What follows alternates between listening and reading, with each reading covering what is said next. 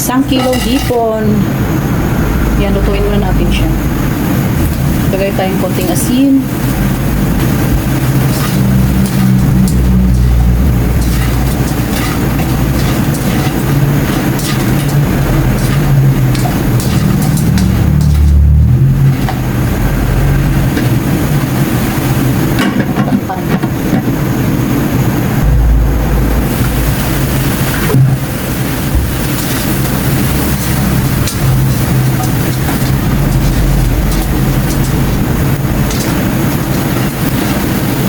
Ganyan na yung kulay, hanguin na natin ito para hindi ma-overcook.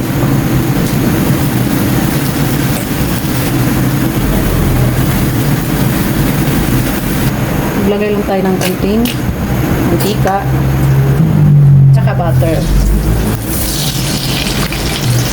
Inawin lang natin ito.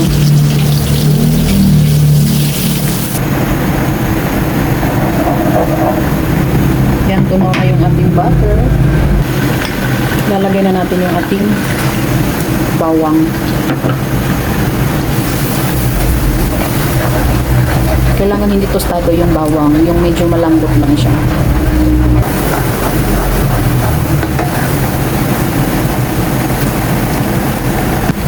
Itimplahan natin ito ng mayonnaise.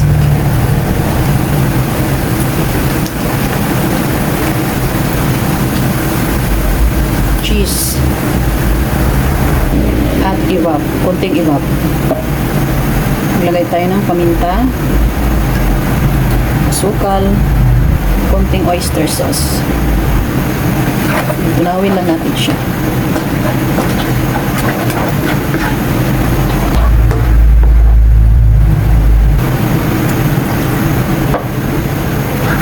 Ilagay lang ako ng konting gatas. Ganyan ka-creamy yung ating Salvatore na shrimp.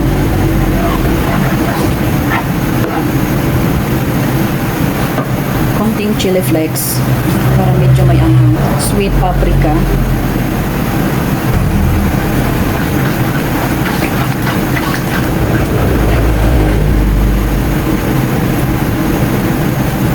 Ilalagay na natin dito yung ating hipon. Ayan na yung ating shrimp Salvatore. Ito yung napakasarap na texture ng shrimp Salvatore dahil napaka-creamy niya. Sakto lang yung timpla. Ayan, pakuluan lang natin ito.